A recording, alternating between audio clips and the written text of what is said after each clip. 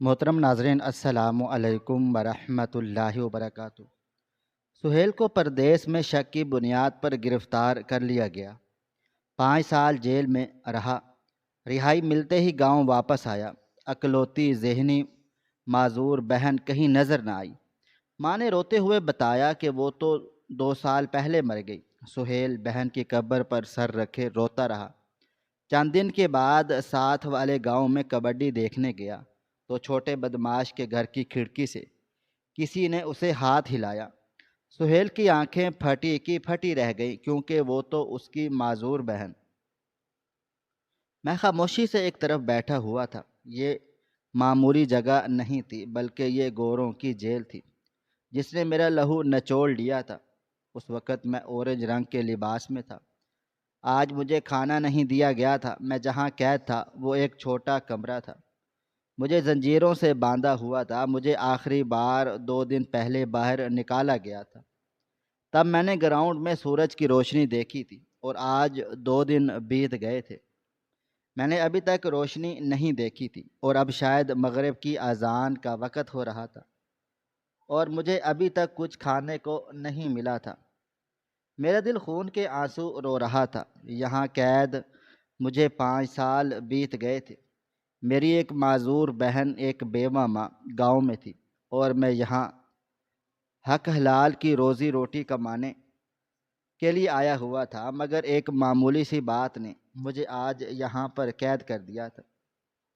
آج بھی مجھے وہ لمحہ یاد تھا جب میں نے اپنی ماں کو اپنی بہن کی ذمہ داری سونپ کر آیا تھا کہ اماں، صرف 2 سال بعد تمہارا بیٹا لوٹ آئے گا، اور اتنا پیسہ کما کر لوٹے گا کہ ہمارے دن تبدیل ہو جائیں گے۔ میں اپنی بہن کا علاج کرواؤں گا، یہ واپس اپنے پاؤں پر کھڑی ہو جائے گی، زندگی سنور جائے گی۔ میں شادی کروں گا، اس کی شادی ہو جائے گی، ہمارے گھر میں بھی خوشیاں ہوں گی۔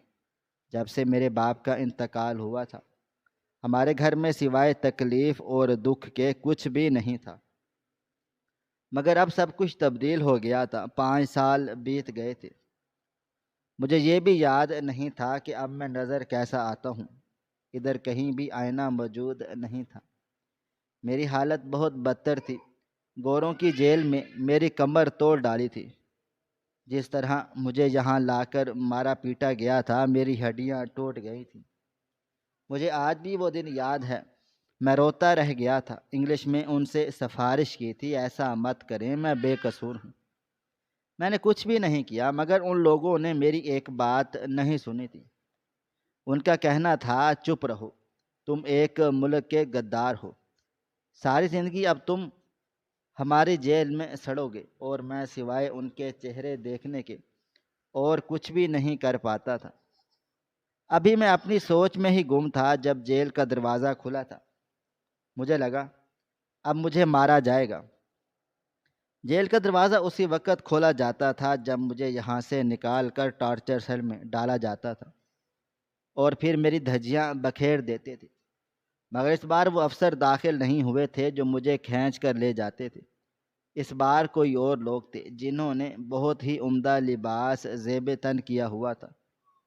میں پھر بھی گھبرا کر کونے میں ہو چکا تھا۔ اس نے قریب آ کر میرے کندھے پر ہاتھ رکھا تھا اور نہایت گرم جوشی سے بولا، ہم بھی پاکستان سے تعلق رکھتے ہیں، لیکن یہاں رہنے کی وجہ سے ہماری عادات اور چہرے کے نقوش بھی ان جیسے ہو گئے ہیں۔ میں نے غور سے اب ان دونوں افسر کا چہرہ دیکھا تھا۔ وہ بالکل ٹھیک بول رہے تھے، وہ پاکستان کے ہی تھے۔ انہوں نے میرا ہاتھ پکڑا تھا اور بولے، باہر آؤ، تمہارے لیے ایک بہت بڑی خوشخبری ہے۔ میں نے فی الحال کوئی جواب نہیں دیا تھا اور ان کے حکم کے مطابق باہر آ گیا تھا۔ مجھے یہی ڈر لگ رہا تھا کہیں خدا نہ خواستہ میری کسی ایک غلطی پر بھی وہ مجھے مارنے کے لیے بھیج نہ دیں۔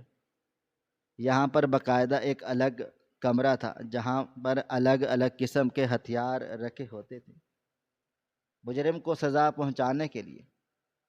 اس لیے میں اتنا خوفزدہ ہو چکا تھا کہ میں انہیں کسی بھی بات کے لیے منع نہیں کرتا تھا۔ جو حکم مجھے دیا جاتا تھا میں سر جھکا کر مان لیتا تھا۔ انسان سب برداشت کر سکتا ہے، لیکن بلا وجہ کی مار نہیں۔ اور مجھ میں اتنی ہمت اور طاقت اب نہیں بچی تھی کہ میں ان کی مار کھا پاتا۔ میں نے اپنی زندگی اللہ کے سپرد کی تھی، اور اپنی ماں اور بہن کی زندگی میں بھی میں نے سوچ لیا تھا کہ اب یہاں سے سوائے میرے قبر کے اور کچھ نہیں ہوگا۔ میں نے یہاں کے اعلیٰ افسران سے درخواست کی تھی کہ جب میں مر جاؤں تو میرے گھر یہ اطلاع پہنچا دینا۔ پہلے تو انہوں نے مجھے بہت مارا تھا۔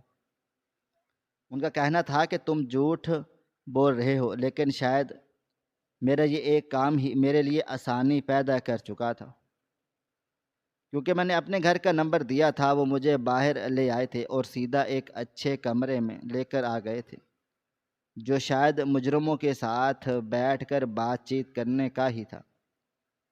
ان لوگوں نے مجھے آرام سے صوفے پر بٹھا دیا اور اب میرے سامنے بیٹھ چکے تھے۔ میں انہیں پریشان نظروں سے ہی دیکھ رہا تھا۔ ایک افسر مجھے دیکھتے ہوئے بولا، ہمیں جب معلوم ہوا ہے کہ پاکستان کا ایک آدمی یہاں قید ہے، تب ہم نے تمہارے بارے میں معلومات اکٹھا کی۔ اکثر ہم لوگ ایسا نہیں کرتے کیونکہ ہمارے ذمے بہت سی ذمہ داریاں ہوتی ہیں۔ اتفاقی طور پر جس دن میں نے تمہارا کیس پڑھنا شروع کیا تھا، اس پورا دن میں مصروف نہیں تھا، اور اللہ تعالیٰ کی کرنی ایسی ہوئی کہ مجھے آہستہ آہستہ تمہارے بارے میں معلومات ملنا شروع ہو گئی، کہ کس طرح تم خاموشی سے کام کرتے ہو، کس طرح لوگوں کی مار برداشت کرتے ہو۔ اکثر تمہیں پورا پورا دن کھانا بھی نہیں دیا جاتا اور تم کچھ بھی نہیں کہتے، حالانکہ یہاں موجود قیدی اپنے لیے آواز اٹھاتے ہیں۔ جب مجھے معلوم ہوا تم اتنے معصوم ہو، تب میں نے تمہارے کیس کو اور بھی شدت سے دیکھنا شروع کیا تھا، کیونکہ میں چاہتا تھا کہ ہمارے ملک کا بھائی اپنے گھر واپس چلا جائے۔ اور جیسے جیسے ہم تمہارے بارے میں جانچ پڑتال کرتے رہے، یہ بات ثابت ہوتی چلی گئی کہ وہ الزام سوائے جھوٹ کے جس قیدی کو یہ لوگ اتنی تکلیفیں دے رہے تھے وہ بے گناہ تھا۔ تمہاری جگہ یہاں ایک دوسرا آدمی آنا تھا جو واقعی دوسرے ملک سے یہاں آ کر سمگلنگ کر رہا تھا۔ اتفاق ایسا ہوا کہ تمہارا اور اس آدمی کا نام ایک کے جیسا تھا، اور ہمیں غلط فہمی ہو گئی کہ وہ آدمی تم ہو، کیونکہ جب تم سے سوال جواب کیے گئے تو تم نے گھبرا کر جوابات دیے، اور تمہاری اس گھبراہٹ نے تمہیں آج 5 سال تک یہاں پر قید کر دیا۔ لیکن کچھ دن پہلے جب تم نے ایک افسر کو اپنا موبائل فون نمبر دیا تھا، اس نے تمہاری جان بچائی ہے۔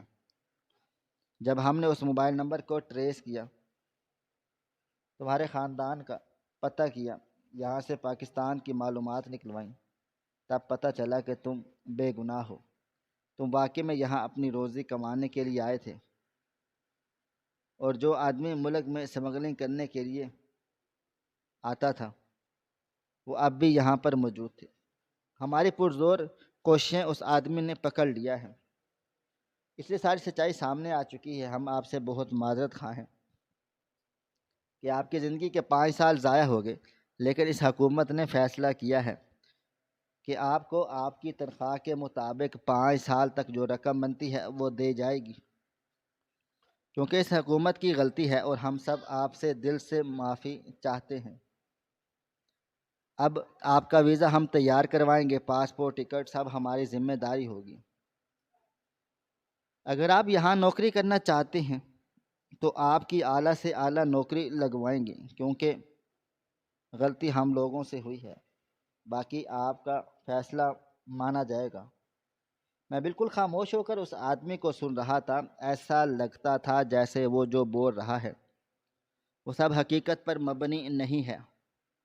میں نفی میں سر ہلا دیا تھا، بولا، آپ اب تھوڑی دیر کے بعد کہہ دیں گے کہ آپ مذاق کر رہے ہیں، جبکہ وہ دونوں بے اختیار مسکرائے تھے۔ شاید انہیں سمجھ آ گیا تھا کہ میں کتنے درد سے گزرا ہوں۔ دونوں آدمی اپنی جگہ سے کھڑے ہوئے تھے۔ میں ایک بار پھر سہم گیا تھا۔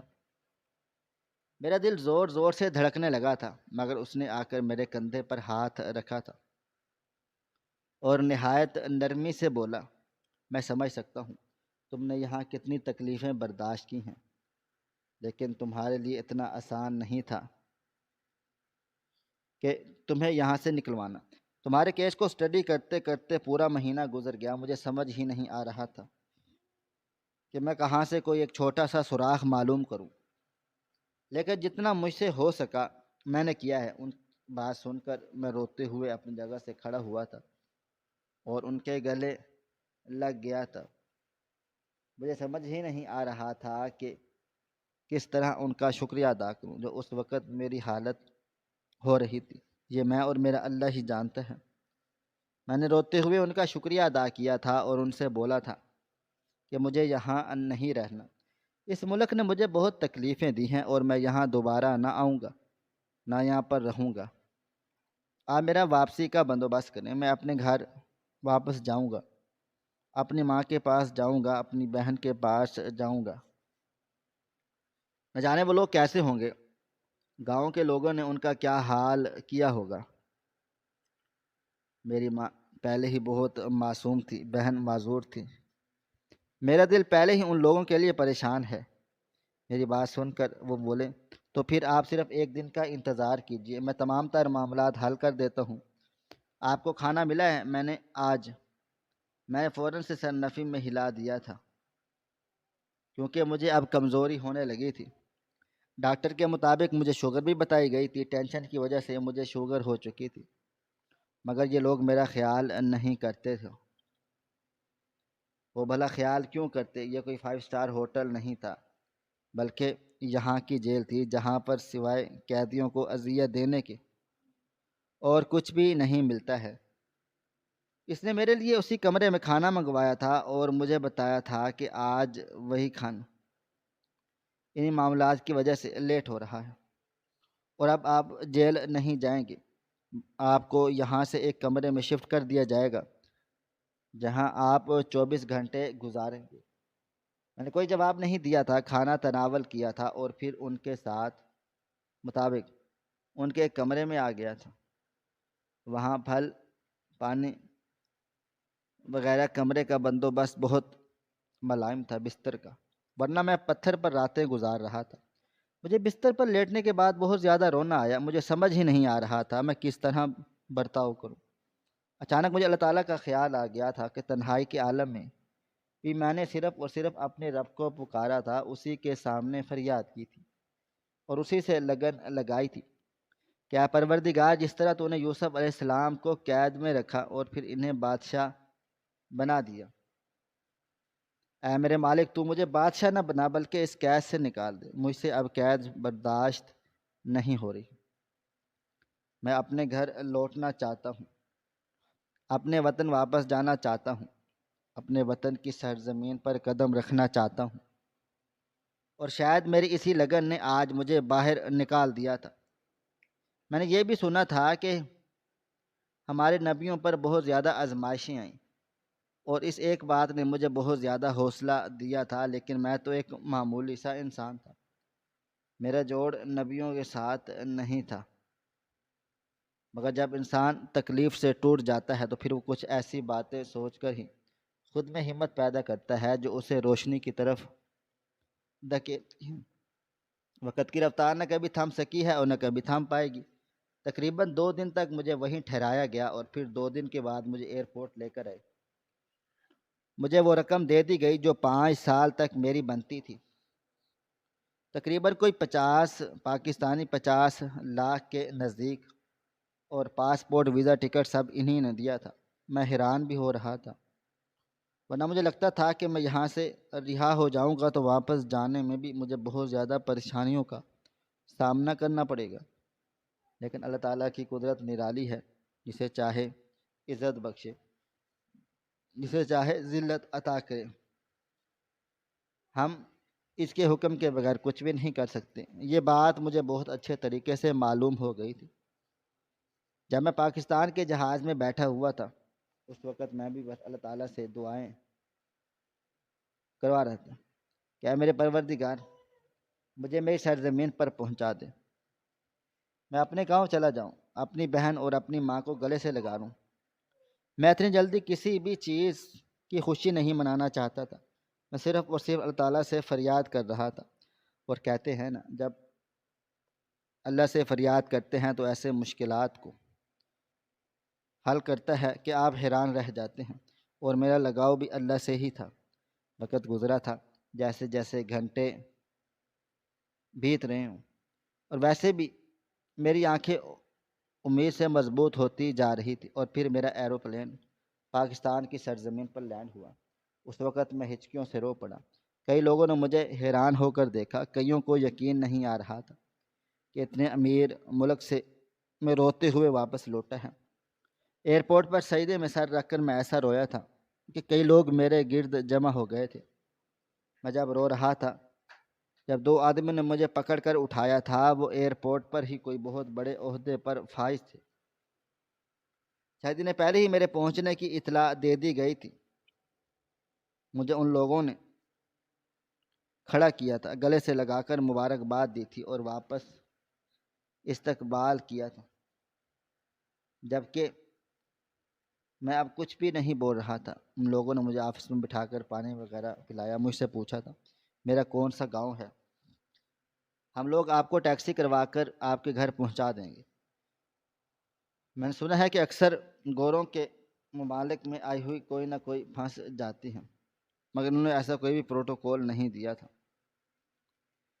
یہ سب اللہ تعالیٰ کی طرف سے دی ہوئی نعمتیں تھیں۔ میں جتنا بھی اس کا شکریہ ادا کرتا اتنا کم تھا، لیکن میں نہیں جانتا تھا کہ 5 سال جو میں نے آزمائش کاٹی ہے، وہ اس آزمائش کے سامنے کچھ بھی نہیں ہونے والی۔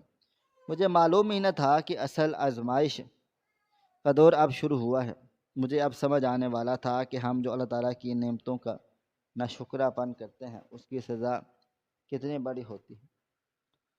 اور انہی لوگوں نے میری ٹیکسی وغیرہ کروائی تھی اور مجھے میرے گاؤں کے لیے روانہ کر دیا تھا۔ دل عجیب کیفیت کا شکار تھا۔ شام کے 5 بج رہے تھے، ہر طرف روشنی ہی روشنی تھی۔ اپنے ملک کی سرزمین کو دیکھ کر مجھے بہت زیادہ خوشی ہو رہی تھی۔ بے شک باہر ملک بہت حسین تھا، لیکن جتنا بھیانک میرے لیے ثابت ہوا تھا، میں کسی کو بتا بھی نہیں سکتا۔ ایک لمبی مسافت طے کر کے رات کے 9 بجے میں گاؤں کی حدود میں داخل ہوا۔ میں نے ٹیکسی والے کو پیسے نہیں دیے، کیونکہ میرے پاس کچھ بھی نہیں تھا اور نہ ہی اس نے پیسے مانگے۔ میں گاؤں کے دروازے پر ہی اتر گیا تھا۔ حالانکہ میرے گھر کے دروازے تک بھی جا سکتی تھی گاڑی، لیکن میں پیدل چل کر جانا چاہتا تھا۔ دیکھنا چاہتا تھا کہ میرا کلام کتنا بدل گیا ہے۔ جیسے جیسے میں اب آگے آگے بڑھ رہا تھا، میری آنکھوں میں آنسو آ رہے تھے۔ 5 سال کی نسبت گاؤں میں کافی تبدیل ہو گیا، یہاں کافی ترقی ہو گئی۔ کچھ لوگوں نے مجھے حیرت بھری نظروں سے دیکھا تھا، کچھ اجنبی نظروں سے دیکھ کر کترا رہے تھے، اور کچھ کی نظروں میں آشنائی بھی تھی۔ میرا دل مچل رہا تھا، لیکن میں جن لوگوں کو جانتا ہوں ان کے گلے لگ جاؤں، لیکن میں نے کسی کی طرف قدم نہیں بڑھائے تھے۔ ادھر رہ کر میرے دل میں ایک عجیب سی خوف پیدا ہو گیا تھا کہ اگر میں کسی کی طرف بڑھوں گا تو مجھے گرفتار کر لیا جائے گا۔ ایک لمبی مسافت طے کر کے میں اپنے مکان کے سامنے پہنچ گیا تھا۔ میرے مکان کی حالت بتا رہی تھی کہ یہاں 5 سال کتنی تکلیفوں میں گزارے ہیں۔ میری آنکھوں میں آنسو آ گئے تھے۔ پوری چھت نہ صرف خستہ حال ہو رہی تھی، اور دروازہ جو گھر کا لگا ہوا تھا وہ بھی ٹوٹ چکا تھا۔ میرا دل ایک لمحے کے لیے منہ کو آ گیا تھا۔ میں ان کی ذات پر اپنی بہن اور ماں کو لے کر بھروسہ نہیں کرتا، لیکن فی الحال میں نے اپنے دل کو سمجھایا تھا کہ اللہ سب کچھ محفوظ رکھے۔ میں نے اب اپنے آگے بڑھ کر دروازے پر دستک دی تھی، جب اچانک ایک بوڑھی جانی پہچانی آواز میرے کان کے پردے سے ٹکرائی۔ پردے سے کہ باہر ہی بیٹا کھانا رکھ دو، میں بھی میری ٹانگوں میں درد ہے، میں آ کر کھانا نہیں لے پاؤں گی۔ یہ میری ماں کی آواز تھی، یعنی میری ماں مانگ کر گزارا کرتی تھی۔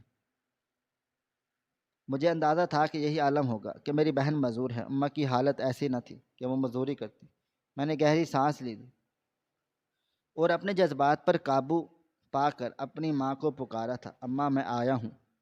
یہ دیکھنے کی دیر تھی کہ اگلے ہی لمحے گھر کے اندر سسکیاں شروع ہو چکی تھیں اور میری ماں رو رہی تھی۔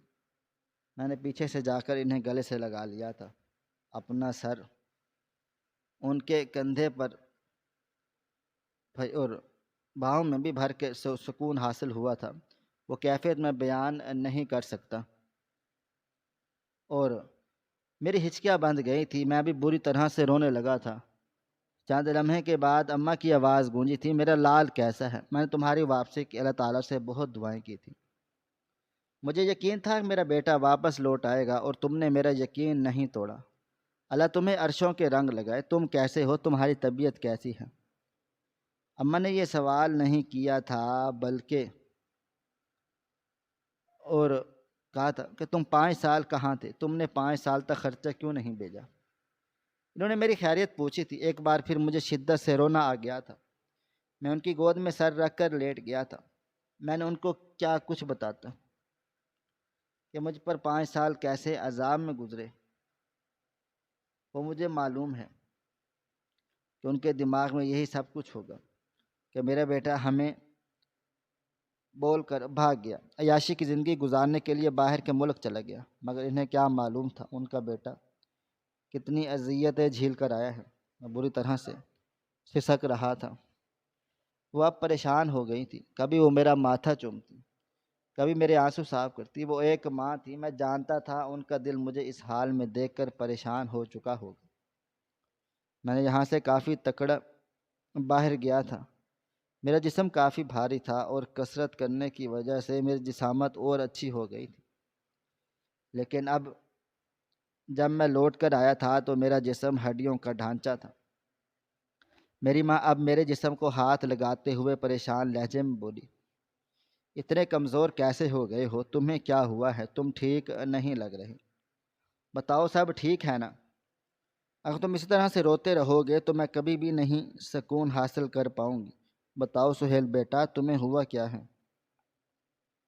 یہ لفظ سہیل میں نے کئی سالوں کے بعد اپنے لیے سنا تھا، ورنہ میرا ایک نمبر تھا جس سے مجھے پکارا جاتا تھا۔ میں اب اٹھ کر بیٹھ گیا تھا۔ میں نے اپنے ماں کے ہاتھ پکڑے تھے، انہوں نے دیکھتے ہوئے بولا، چھوٹی کہاں پر ہے؟ مجھے میری بہن سے ملنا ہے، اس سے معافی مانگنی ہے کہ 5 سال تک میں نے اسے پلٹ کر نہیں دیکھا، حالانکہ میں تو وعدہ کر کے گیا تھا کہ تمہارے پاس میں جلد لوٹ آؤں گا، تمہاری بیوی بیماری کا بھی علاج کرواؤں گا، تمہیں اپنی آغوش میں لے کر چھپا کر رکھوں گا، تمہیں ایک اچھے سے لڑکے سے بیاہ دوں گا۔ اماں وہ کہاں پر ہے؟ میری بات سن کر میری اماں کے چہرے پر تاریکی چھا گئی، ان کا چہرہ مرجھا گیا، وہ آنکھوں میں ایک عجیب سی ویرانی جھلکنے لگی۔ میں ایک بار پھر بولا، کیا ہوا؟ جواب دیں، آپ خاموش کیوں ہو گئی ہیں؟ تو میرا دل نہ جانے کیوں زور زور سے دھڑکنے لگا تھا، عجیب سی انہونی کا احساس مجھے ستانے لگا، اور پھر انہوں نے وہ الفاظ ادا کیے جس نے میرے رونگٹے کھڑے کر دیے۔ وہ مجھے دیکھتے ہوئے بولے، تمہاری بہن مر گئی ہے، 2 سال تک اس نے تمہارا انتظار کیا اور پھر اس کا انتقال ہو گیا ہے۔ گاؤں کے لوگوں نے ہی ان کی تدفین کے تمام تر مراحل ادا کیے ہیں۔ صبح تم ان کا شکریہ صبح ادا کر دینا۔ اب تم بتاؤ، تم کیسے ہو؟ تمہاری طبیعت کیسی ہے؟ ٹھیک ہے نا؟ اور تم اتنے کمزور کیوں ہو گئے ہو؟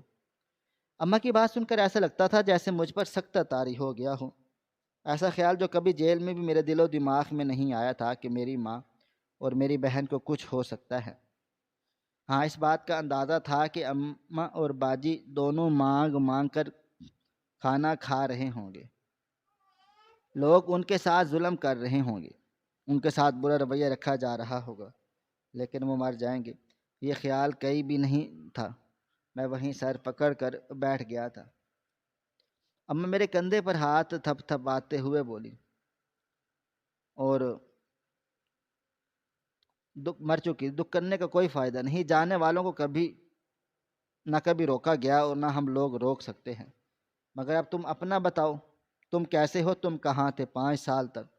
تم نے ہم سے رابطہ کیوں نہیں کیا؟ تمہیں معلوم ہے ہمارے گھر بہت تکالیف کے دن آئے، کھانے کو گھر میں ایک اناج کا دانہ بھی نہیں تھا، پینے کو پانی بھی نہیں تھا، مگر میں نے موبائل فون نہیں بیچا اس آس امید پر کہ میرے بیٹے کے اس پر فون آئے گا۔ گاؤں کے کئی لوگوں نے مجھے مشورہ دیا کہ باجی جو بیٹے نے موبائل فون دیا ہے وہ بیچ دیں، لیکن میں نے نہیں بیچا۔ مجھے امید تھی کہ تم مجھے فون کرو گے، تمہیں معلوم ہے میں ہر روز اس کو چارج کرتی ہوں۔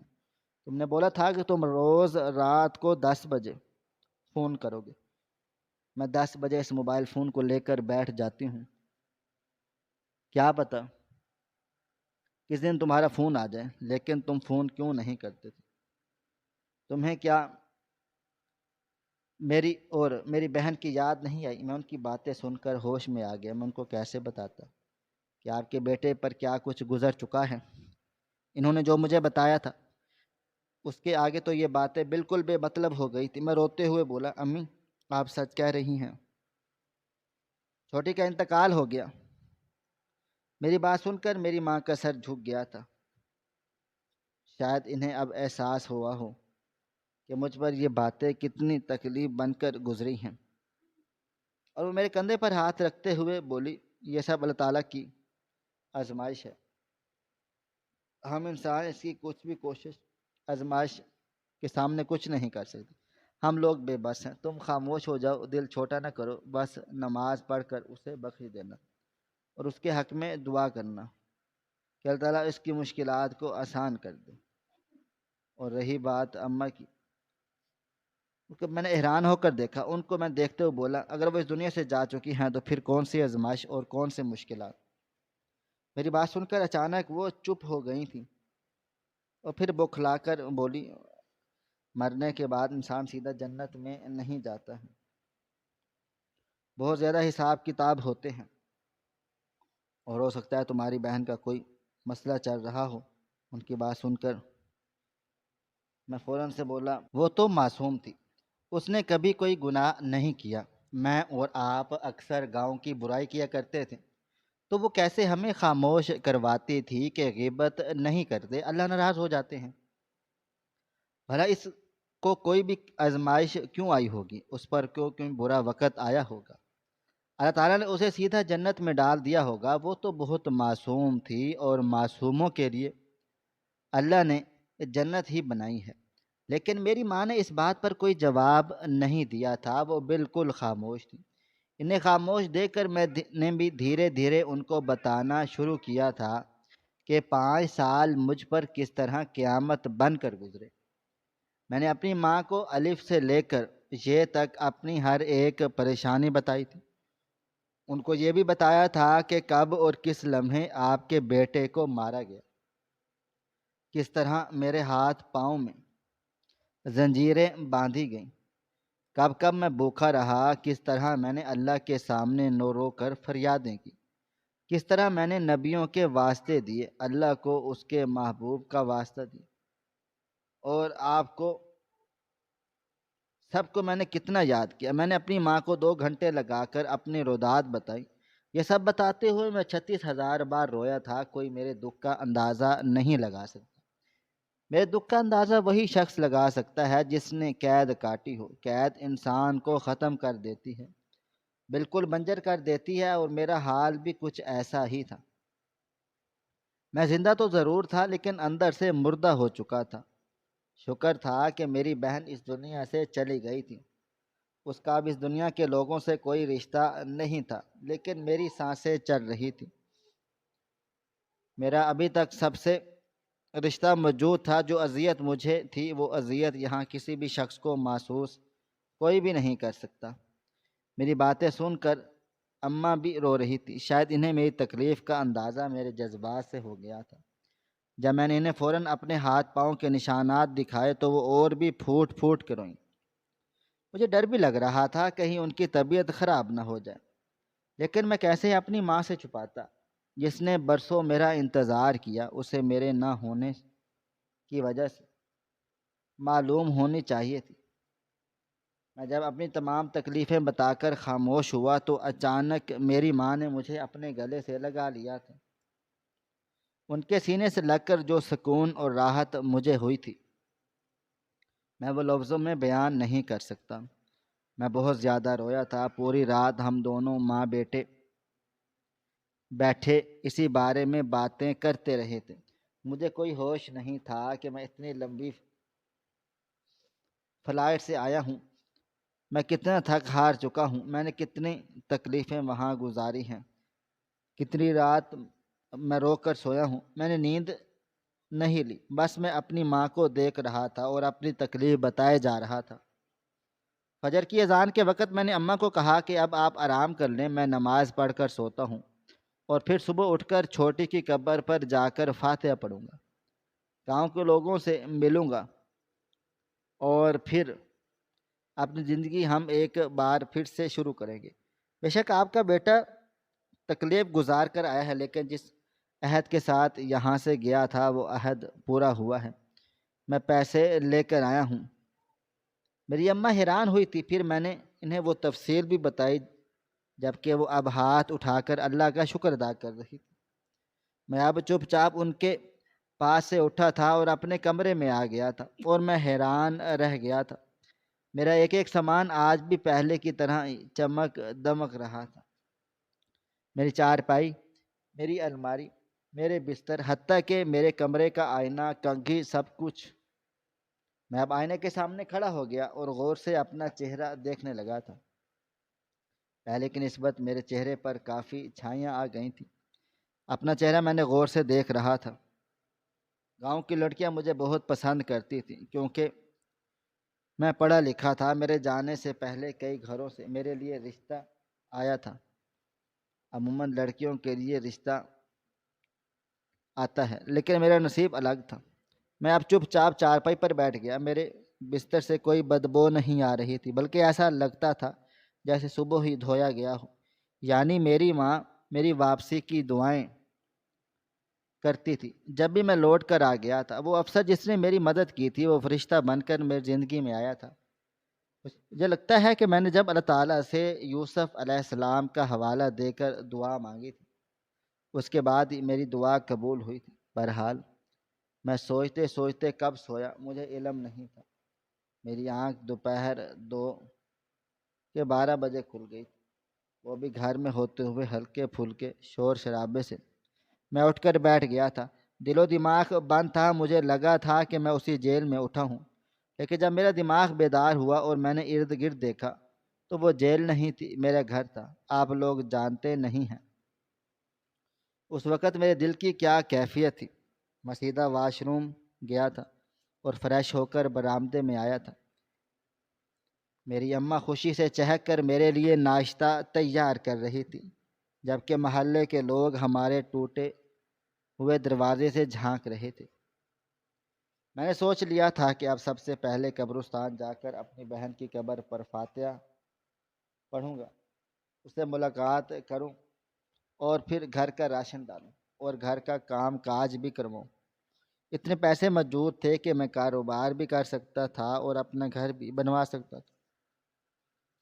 میں چارپائی پر بیٹھا ادھر ادھر ہی دیکھ رہا تھا جب اماں میرے لیے کھانا لے آئی تھی۔ میں نے ان کے ساتھ بیٹھ کر ہی خاموشی سے ناشتہ آم کے اچار سے تناول کیا۔ یہ کھانا مجھے کسی 5 اسٹار ہوٹل سے کم نہیں لگ رہا تھا۔ اماں کبھی کبھی مجھے اپنے ہاتھوں سے بھی کھلاتی تھی۔ میں نے اب دیکھتے ہوئے بولا، آپ مجھے بتائیں گی کہ چھوٹی کی قبر کہاں پر ہے؟ میں اس سے ملنا چاہتا ہوں۔ میرا دل بہت بھاری ہو رہا ہے۔ انہوں نے مختصر کر کے راستہ سمجھا دیا۔ میں سمجھ گیا تھا کہ قبر بابا کی قبر کے قریب ہے اور بابا کی قبر مجھے یاد تھی۔ تختی بہن کی قبر پر لگی ہوئی تھی، اس لیے مشکل نہیں تھی۔ امی کو تھوڑی دیر میں ہی آنے کا بول کر میں گھر سے نکل گیا تھا اور سیدھا قبرستان پہنچا تھا۔ سب سے پہلے میں نے اپنے باپ کی قبر پر کھڑے ہو کر رویا تھا، فاتحہ پڑھی تھی اور پھر اپنی بہن کی قبر کے پاس آیا تھا۔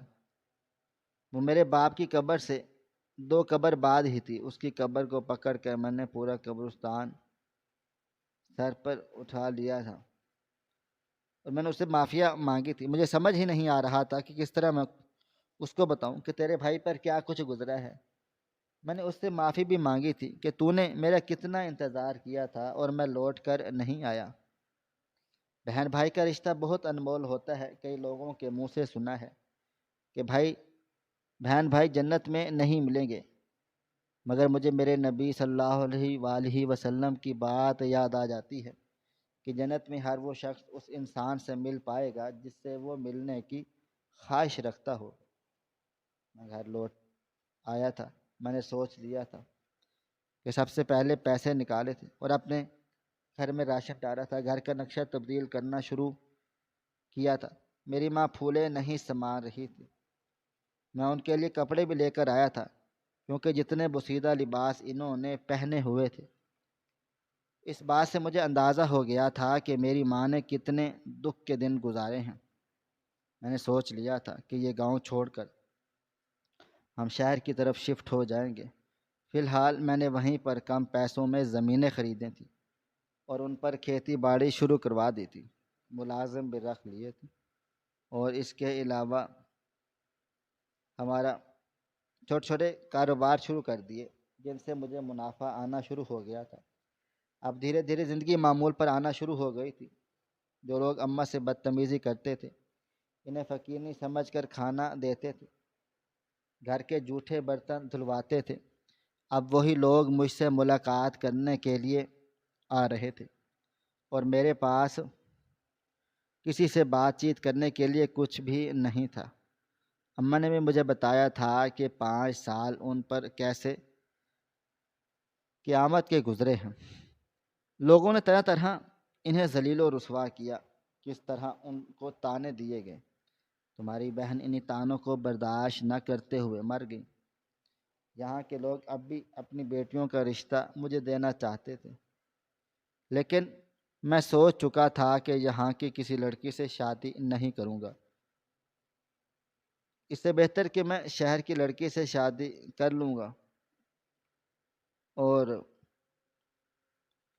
دن ہفتوں میں اور ہفتے مہینوں میں تبدیل ہو گئے اور میرے چھوٹے دونوں کاروبار ترقی پر جا چکے تھے۔ کئی دنوں بعد مجھے سننے کو مل رہا تھا کہ دوسرے گاؤں میں کبڈی کا میچ ہونے والا ہے۔ بچپن ہی سے مجھے اس چیز کا بڑا شوق تھا۔ ہاں، اگر بیرون ملک میں بھی مجھے کوئی اور چیز یاد بھی آئی تھی تو وہ میرا کبڈی کا میچ تھا۔ میں شوق سے دیکھتا تھا۔ اب میں سیدھا ہی دوسرے گاؤں کے لیے نکل پڑا تھا۔ امی جان کو بتا دیا تھا۔ ویسے بھی کام کے حوالے سے میں زیادہ تر گھر سے باہر رہتا تھا۔ امی جان نے کوئی اعتراض نہیں کیا تھا۔ ہاں، البتہ اتنا ضرور بولا تھا کہ جلدی واپس لوٹ آنا، میں اب تمہارا مزید انتظار نہیں کر سکتی۔ لیکن میں جانتا ہی نہیں تھا کہ جب میں لوٹ کر آؤں گا تو میری ماں کی خوشی کس قدر بڑھ جائے گی۔ میں میدان میں جانے کی بجائے چھوٹی چھوٹی گلیوں سے گزرنے لگا۔ اپنے گاؤں کی گلیوں میں گھومنا مجھے بے حد پسند تھا۔ آزادی کا احساس انسان کے لیے اتنا خوشنما ہوتا ہے کہ وہ سب کچھ بھول بھال جاتا ہے۔ ابھی میں آگے جا ہی رہا تھا جب کئی لوگوں کی بھیڑ ایک مکان کے سامنے نظر آئی تھی۔ لوگوں کے منہ سے معلوم ہوا تھا کہ یہ چھوٹے بدماش کا گھر ہے، یعنی یہ وہ گھر ہے جہاں ایک آدمی رہتا ہے جو یہیں کبڈی کے سارے میچ اور قبضہ بھی ہے۔ مجھے ایسے لوگ شروع سے ہی برے لگتے تھے۔ میں سر جھکا کر اس مکان کے سامنے سے گزر جانا چاہتا تھا جب اچانک میری نظر کھڑکی کی طرف گئی تھی اور پھر میں وہیں ٹھہر گیا تھا۔ اس کھڑکی سے نکلنے والے ہاتھ نے زنجیروں کی توجہ اپنی طرف مجبور کروا لی تھی۔ وہ ہاتھ کسی اور کا نہیں، میری اپنی بہن کا تھا۔ اچانک ہی جیسے ایک چھوٹی سی جری سے میری نظر میری بہن کے چہرے پر گئی تھی۔ میں پتھر کا مجسمہ بن گیا تھا۔ یہ سب کیا تھا مجھے کچھ سمجھ نہیں آ رہا تھا۔ اماں نے بولا تھا کہ میری بہن 2 سال پہلے مر چکی ہے اور میں اس کی قبر پر کھڑے ہو کر فاتحہ پڑھ کر آیا تھا، مگر جب اب بہن بھی تو اور مجھے دیکھتے ہی پہچان گئی تھی، مجھ سے مدد مانگ رہی تھی۔ کچھ دیر کے لیے میں وہیں کھڑا رہ گیا۔ 5 سال جو میں نے جیل میں گزارے تھے اس نے مجھے بہت ہوشیار کر دیا۔ اب میں اندر سے بہت زیادہ خوف زدہ ہو گیا تھا، لیکن جتنا دل و دماغ مجھے وہاں حاصل ہوا تھا اتنا دماغ نہ مجھے میرے گاؤں میں بھی نہیں ملا تھا۔ میں فوراً پلٹا تھا، مجھے اب اپنا دماغ استعمال کرنا تھا۔ یہ بدمعاش کا گھر تھا، اگر میں یہاں کر اسے لڑتا جھگڑتا کہ میری بہن مجھے واپس نہیں ملتی۔ میں نے شہر کی پولیس کو اپنے ساتھ ملانے کا فیصلہ کر لیا تھا۔ میں نے اماں سے کوئی بات نہیں کی تھی، میں نے اسے سیدھا پولیس اسٹیشن فون کر کے ان سے مدد مانگی تھی۔ انہوں نے مجھے میرے ہی تھانے کا ایڈریس دیا تھا، لیکن میں نے ان سے ہی بولا تھا کہ خدا را آپ میری مدد کریں، آپ لوگ آئیں، مجھے آپ سے ہی مطلب ہے۔ اور پھر میں نے اپنا حوالہ بھی دیا تو وہ آنے کے لیے رضامند ہو گئے تھے۔ تقریباً 1.5 گھنٹے کا سفر انہوں نے 1.5 گھنٹے میں طے کیا۔ میں گاؤں کے دروازے پر ہی کھڑا ہوا تھا، ان سے ملاقات کر کے ان کو تمام تر صورتحال سمجھائی تھی۔ وہ لوگ اپنے ساتھ رینجر اور پولیس کی گاڑیاں لے کر آئے تھے۔ شاید انہیں میری بات سے اندازہ ہو گیا تھا کہ معاملہ بڑا ہے۔ میں انہیں اس بدمعاش کے گھر لے گیا تھا۔ پولیس اور رینجرز کو دیکھ کر وہ بری طرح سے بوکھلا چکا تھا۔ شاید اسے اندازہ نہیں تھا کہ کوئی ایسا بھی کرے گا۔ سب اندر گھس گئے تھے اور میں نے جو ہاتھ دیکھا تھا وہ میری بہن کا ہی تھا۔ میری بہن زنجیروں سے بندھی ہوئی تھی۔ فوراً ہی عملے نے میری بہن کی زنجیریں کھول دی تھی، اور پھر وہ ہوا تھا جس کی مجھے ہرگز توقع نہیں تھی۔ وہ بھاگتی ہوئی میرے قریب آ گئی تھی اور میرے گلے لگ کر چیخ چیخ کر رو پڑی۔ میں اس کے رونے پر حیران نہیں تھا، بلکہ میں اس بات پر حیران تھا کہ وہ چل کر کیسے آئی۔ میں نے جب اس سے یہ بات پوچھی تو اس نے بتایا کہ یہ بدمعاش مجھ سے محبت کر بیٹھا تھا۔ اس نے میری ٹانگوں کا علاج کروایا، لیکن جتنی اذیت یہ مجھے دیتا ہے میں آپ کو بتا نہیں سکتی۔ بھائی، یہ ذہنی مریض ہے، مجھے اس کے ساتھ نہیں رہنا۔ وہ آدمی اپنی صفائی پیش کرنے لگا تھا کہ یہ ذہنی مریض ہے، اس لیے میں اس کو قید رکھتا ہوں۔ لیکن میں نے بتایا تھا کہ یہ بالکل ٹھیک ہے، میں پڑھا لکھا ہوا تھا۔ میں نے فوراً سے ان کو کہا کہ آپ میرا میڈیکل کروائیں، اور اگر یہ پاگل بھی ہے تب بھی آپ اس طرح ان کو جانوروں کی طرح باندھیں گے؟ میں اب اپنی بہن کو اپنے مکان اب واپس لے کر آ گیا تھا، اور اس بدمعاش کو پولیس اریسٹ کر چکی تھی۔ میری ماں میری بہن کو دیکھ کر بہت زیادہ روئی تھی، ان کی حالت بہت زیادہ عجیب ہو گئی تھی۔ اچانک انہیں دو بڑی بڑی خوشیاں مل گئی تھیں۔ پہلے میں واپس لوٹ آیا تھا، پھر میری بہن، تیسری خوشی مکان بن جانے کی اور گھر میں پیسوں کے ریل پیل کی تھی۔ امی اور میری بہن نے مجھے بتایا تھا کہ تمہارے چلے جانے کے بعد کئی گندی نظریں مجھ پر اور اماں پر اٹھی تھی، مگر ہم لوگ محفوظ رہے۔ لیکن ایک دن اچانک اس آدمی نے مجھے دیکھ لیا تھا، میں صحن میں بیٹھی ہوئی تھی۔ تب سے ہی زندگی خراب ہو گئی تھی۔ پہلے پہل وہ ہمارے گھر کے چکر کاٹتا رہا، اور جب اسے معلوم ہوا کہ میں اپاہج ہوں، اس نے میرا علاج کروانا شروع کر دیا۔ اماں اور میں سمجھے کہ ہماری زندگی بدل رہی ہے، کوئی مسیحا ہمیں مل چکا ہے۔ لیکن جیسے ہی میں ٹھیک ہوئی وہ مجھے کھینچ کر اپنے ساتھ لے گیا، مجھے ہر رات تکلیف دی، مجھ سے نکاح کیا، لیکن وہ انسان نہیں، حیوان ہے۔ میں سمجھ گیا تھا کہ اس کے ساتھ کیا کچھ ہوا ہے، کیا کچھ ہو چکا ہوگا۔ میں نے جان توڑ کوششیں کر کے اپنی بہن کی طلاق اس بدمعاش سے کروائی، اور وہ آدمی بھی سمجھ چکا تھا کہ اب میں طاقتور ہو چکا ہوں، میرے پاس کافی روپیہ پیسہ موجود ہے۔ لوگ یہی سمجھ رہے تھے کہ 5 سال بعد میں کما کر ہی آیا ہوں، اس لیے سب میری پہلے کی طرح ہی عزت کرتے تھے۔ میں نے کسی کو نہیں بتایا تھا کہ میرے ساتھ وہاں 5 سال کس طرح گزرے ہیں۔ میری بہن کی طلاق ہونے کے بعد میں اپنے پورے گھر کو لے کر شہر شفٹ ہو گیا تھا۔ میں نے اپنے وہی 2 چھوٹے کاروبار شہر میں شروع کیے تھے۔ دن دگنی رات چگنی مجھے ترقی ہوئی تھی، اور میں نے ایک بڑا سا مکان بھی لے لیا تھا اور اپنے کاروبار کو وسیع پیمانے پر پہنچا دیا تھا۔ اپنی بہن کی شادی ایک اچھے گھرانے میں کی تھی، اور خود بھی ایک اچھے گھرانے کی لڑکی لے کر آیا تھا۔ مجھے اب بہت زیادہ ایک خوشحال زندگی گزار رہا ہوں۔ میں نے اپنی زندگی سے ایک سبق سیکھا ہے کہ انسان کی زندگی کتنی ہی مشکلات کیوں نہ آ جائیں، اگر آپ اللہ تعالی کا یقین اللہ تعالیٰ پر پختہ ہو تو آپ ہر اس مشکل سے نکل سکتے ہیں جو آپ پر آئی ہوئی ہوتی ہے۔ میں بھی جیل سے واپس لوٹ آیا، میری ماں کی تنہائی، ان کی تکلیفیں بھی ختم ہو گئی، اور میری بہن جس نے 2 سال اس بدماش کے قید میں گزارے، اس کی آزمائش بھی ختم ہو گئی، کیونکہ ہم تینوں کو امید اللہ تعالیٰ سے تھی اور اللہ تعالیٰ نے ہماری امید نہیں توڑی تھی۔ محترم ناظرین، آپ کو ہماری آج کی کہانی کیسی لگی؟ کومنٹ باکس میں اپنی رائے کا اظہار ضرور کریں۔ خواہش صرف اتنی ہے کہ کچھ الفاظ لکھوں جس سے کوئی گمراہی کے راستے پہ جاتے جاتے رک جائے، اور نہ بھی رکے تو سوچ میں ضرور پڑ جائے۔ پیارے دوستو، امید کرتا ہوں کہ آپ کو یہ ہماری کہانی پسند آئی ہوگی۔ کہانی پسند آئی ہو تو ویڈیو کو لائک کریں، کومنٹس کریں، شیئر کرنا بالکل بھی نہ بھولیں۔